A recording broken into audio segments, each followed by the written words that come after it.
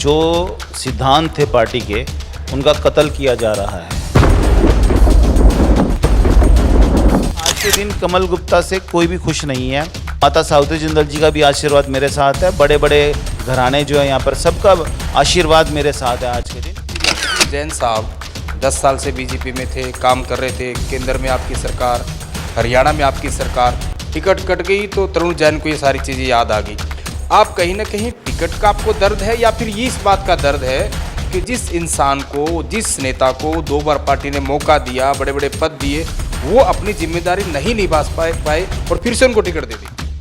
मैं अकेला ऐसा शायद शख्स हूँ पूरे हिसार विधानसभा क्षेत्र के अंदर जिसने पिछले कई सालों से अकेले पार्टी का झंडा बुलंद किया हुआ था। मैं चुनाव लड़ने जा रहा हूँ और हिसार की जनता के आशीर्वाद के दम पे ही मैं चुनाव लड़ने जा रहा हूँ। हमारा संघर्ष, आपका साथ, मिलकर करेंगे हिसार शहर का विकास। तरुण जैन को कितनी उम्मीद है कि जो भीड़ है ये कहीं ना कहीं जब मतदान पेटी होगी, जब वोट पड़ेंगे, ये वोटों में तब्दील होगी और तरुण जैन को यहाँ से विजय हासिल होगी। जीतने के बाद वही ये बात बोले, मेरे पास क्यों आए हो, मैं क्या कर सकता हूँ, मेरी कोई पावर नहीं है। कैबिनेट मंत्री की अगर कोई पावर नहीं है तो फिर वो इस्तीफा दे देते। कैबिनेट मंत्री की अगर कोई पावर नहीं है तो फिर वो इस्तीफा दे देते।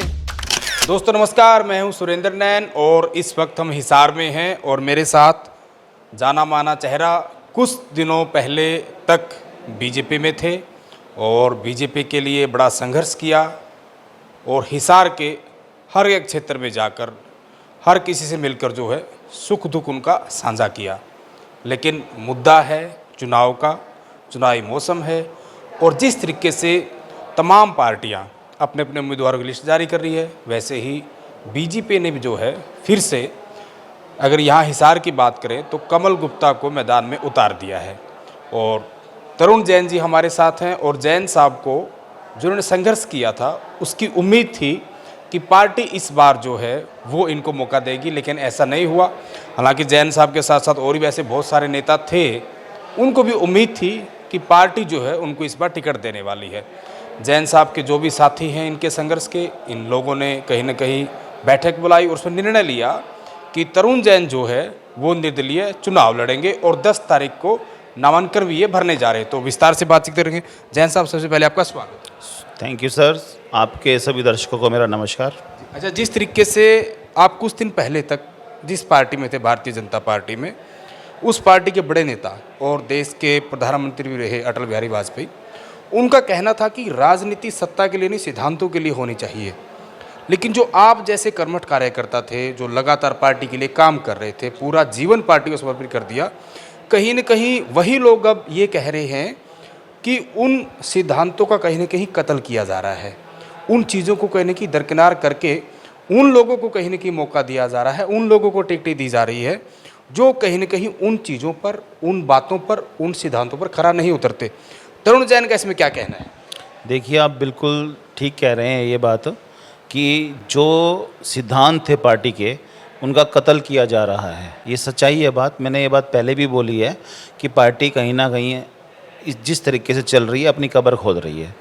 मैं इतने सालों से पार्टी के लिए काम कर रहा था, इतना संघर्ष किया हमने। हमें इस बात का दुख नहीं है कि हमें टिकट नहीं मिली, हमें टिकट ना मिले कोई दिक्कत नहीं है। लेकिन ये बात पहले से पता था सबको, पार्टी को भी पता था और संघ को भी पता था कि अगर तीसरी बार कमल गुप्ता जी को टिकट दी जाती है तो वो अब की बार चुनाव नहीं जीत पाएंगे यहाँ से। और उसी कड़ी में जो हमारे जो साथी थे, हमारे जो जितने भी मेरे संघर्ष के साथी रहे हैं, जिन्होंने मेरे साथ काम किया, हमने तन मन धन के साथ पार्टी के लिए काम किया।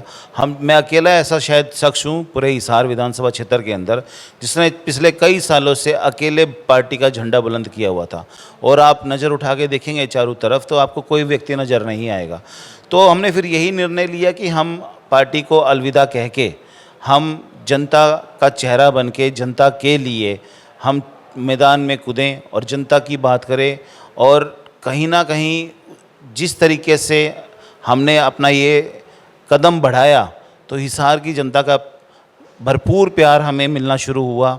और उसके बाद मुझे पता चला कि कहीं ना कहीं भारतीय जनता पार्टी में रहकर भी जो लोग इस बात की घुटन महसूस कर रहे थे वो अब खुल के मेरे को एक तरह से बोल रहे हैं कि तरुण आपने अच्छा स्टेप उठाया और बड़ी हिम्मत वाला स्टेप उठाया है। आप चुनाव लड़ो, हम आपके साथ हैं। बड़े बड़े अधिकारी, संघ के भी बड़े अधिकारी कहीं ना कहीं मेरे साथ है, और शहर के भी बड़े मोजिज़ लोगों से मेरी बातचीत होती रहती है।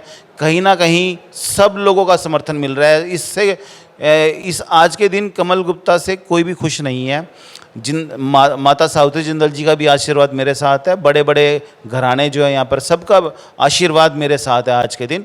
और मैं इस बात का, मेरे को बड़ा फ़ख्र महसूस होता है कि मैं जो मैंने स्टेप उठाया, जो मैंने बड़ा कदम उठाया, तो लोग उसमें मेरा साथ दे रहे हैं। जैन साहब, जिस तरीके से आपने बताया कि आपकी टिकट कटी, आपने अपने साथियों को, संघर्ष के साथियों को बुलाया और बहुत सारे लोग आए, और कहीं ना कहीं उस पर एक तरीके से मोहर भी लगी कि तरुण जैन का जो संघर्ष था, तरुण जैन का जो भाईचारा है, जो आपसी मेल मिलाप है, वो कहीं ना कहीं उमड़ कर आया। और टिकट तरुण जैन की कटी, दर्द उन तमाम लोगों के मन में हुआ। और एक टीस जो हिसार शहर को लेकर, जैसे आपने काफ़ी सारे नाम आपने खुद गिनाए, ये तमाम लोग सत्ता में रहे हैं, मंत्री भी रहे हैं, और हर कोई कहीं ना कहीं ये दावा करता रहा है कि हम जीतेंगे, जीतने के बाद विकास कराएंगे। लेकिन तरुण जैन का नारा, मतलब मैं बड़ों की बात भी करूँ या फिर बच्चों की बात करूँ, हिसार शहर का ऐसा कोई कोना नहीं जहाँ पर लोग जो है अब इस तरह के चर्चे कर रहे हैं कि हमारा संघर्ष, आपका साथ, मिलकर करेंगे हिसार शहर का विकास। तरुण जैन को कितनी उम्मीद है कि जो भीड़ है ये कहीं ना कहीं जब मतदान पेटी होगी, जब वोट पड़ेंगे, ये वोटों में तब्दील होगी और तरुण जैन को यहाँ से विजय हासिल होगी? देखिए, ये मुझे पूरा विश्वास है, क्योंकि जो टीस मेरे मन में है वो मेरे अकेले मन में मेरी टीस नहीं है, वो हिसार के लोगों की टीस है। हिसार के लोग अब की दफ़ा ये चाहते थे कि हिसार से विधानसभा की टिकट भारतीय जनता पार्टी की किसी ऐसे उम्मीदवार को मिले जो उनके लिए लड़ाई लड़ सके, जो मूलभूत सुविधाओं की बात कर सके, जो सिर्फ ये बात ना करे कि मैं चौक सुंदर कर दूंगा, या मैं हवाई जहाज उड़ा दूंगा, या मैं यहाँ पे पानी के जहाज चला दूंगा।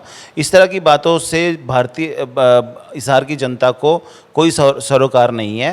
ये जो बड़े मुद्दे हैं वो राष्ट्रीय मुद्दे हैं, उसमें भारतीय जनता पार्टी, राष्ट्रीय मुद्दे हैं, हमारे देश के प्रधानमंत्री नरेंद्र मोदी है, वो अपना काम कर रहे हैं। हमें जो एक विधायक होता है, जो एक क्षेत्र का विकास करना होता है, वो उसकी जीतने के बाद, वोट लेने के बाद उसकी रिस्पॉन्सिबिलिटी जो मैं मानता हूँ 100 गुना बढ़ जाती है। वो जवाबदेही दे, उसका कर्तव्य है कि वो जनता को जवाब दे, किसी भी बात का जनता उससे जवाब तलब कर सकती है। जनता उसी के पास जाएगी जिसको जनता ने वोट दी है।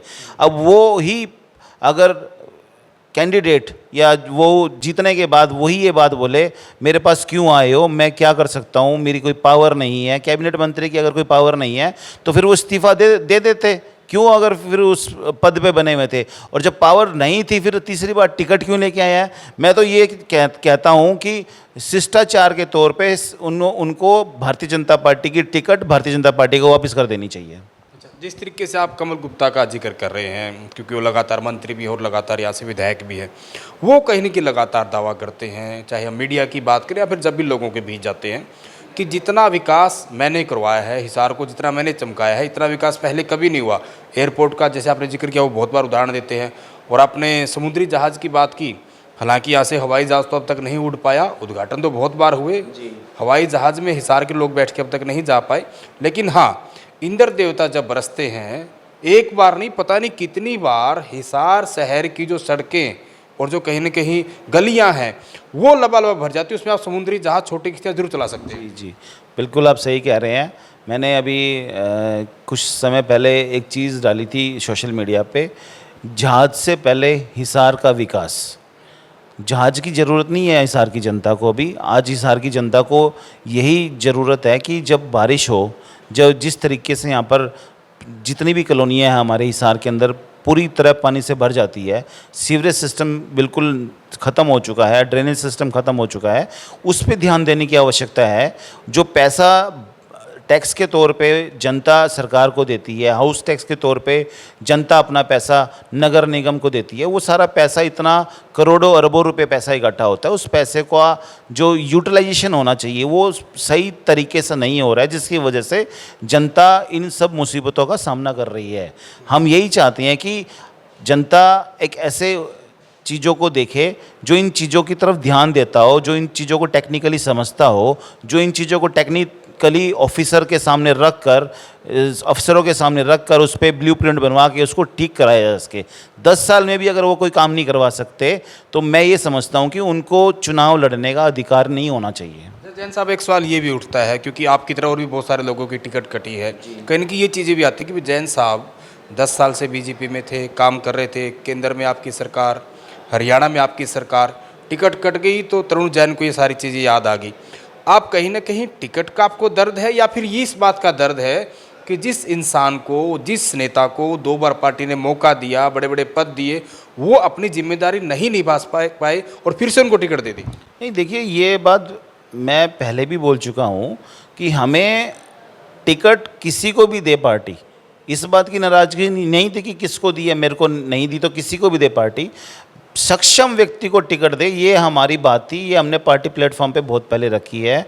पार्टी ने हमारे से पूछा भी था और जितने सर्वे हुए, जितने फीडबैक लिए गए, उसमें सब मुझे लगता था कि कमल गुप्ता जी को अब की दफ़ा भारतीय जनता पार्टी जो गलती कर रही थी पिछली 2 दफ़ा से, अब की दफ़ा वो गलती नहीं करेगी।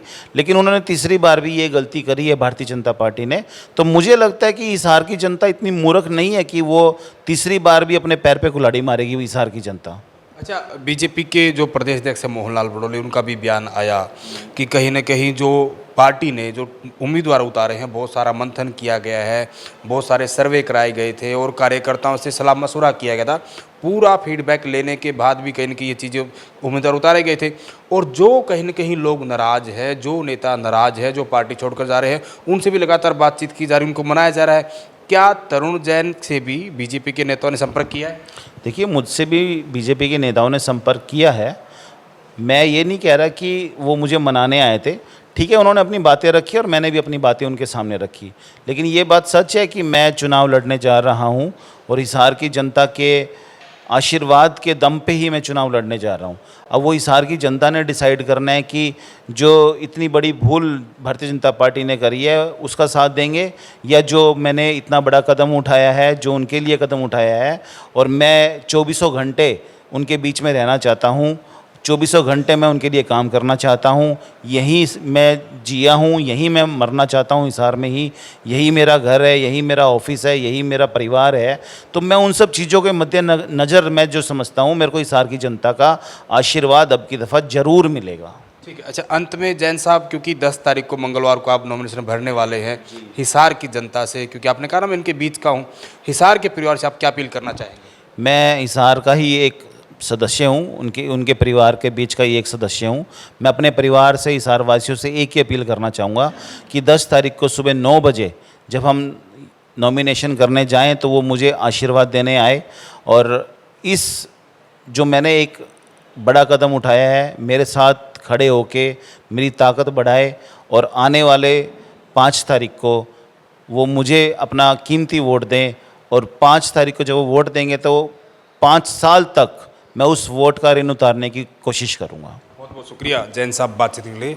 तो ये थे वरिष्ठ नेता तरुण जैन, जिन्होंने साफ तौर पर कह दिया, हालांकि ऐलान ये बहुत पहले ही कर चुके थे। कहीं ना कहीं तरुण जैन के मन में टीस है कि पार्टी ने एक ऐसे इंसान को टिकट दिया है जिन्होंने अपनी जिम्मेदारियों का निर्वहन अच्छे से नहीं किया। और आखिर आपको कितने लोगों को ये बात लगती है कि बीजेपी ने कमल गुप्ता को टिकट देकर सही किया है या गलत किया है? और जिस तरीके से तरुण जैन का जो फैसला है, इनका अडिग और अटल फैसला है कि जो इनके सहयोगी हैं, जो इनका परिवार हैं, उन्होंने इनके सिर पर हाथ रखकर जिम्मेदारी दे दी थी कि तरुण जैन तुम आगे बढ़ो, हम तुम्हारे साथ हैं। उन्होंने फैसला कर दिया है, 10 तारीख को ये पर्चा भर देंगे, निर्दलीय चुनाव लड़ने जा रहे हैं। आखिर तरुण जैन का ये फैसला हिसार के लोगों की क्या किस्मत बदल पाएगा? खुलकर कमेंट करें और वीडियो को दबाकर शेयर करें।